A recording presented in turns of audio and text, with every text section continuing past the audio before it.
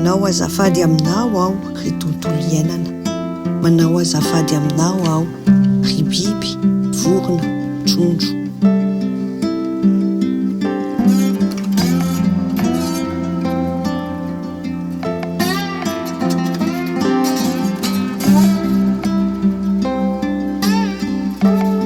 Manao azafady aminao aho ry tany malalako, nandromba, namono, nandoro aho tsy nahay mikolokolo.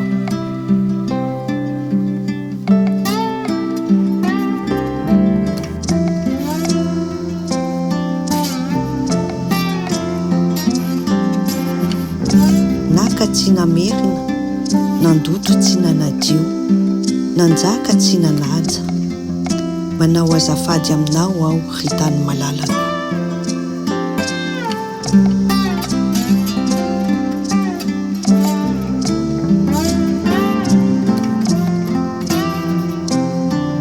Fa olombelona nadala aho tsy nitsinjo anao. Ianao no mamelona, ianao no manasitrana, ianao ny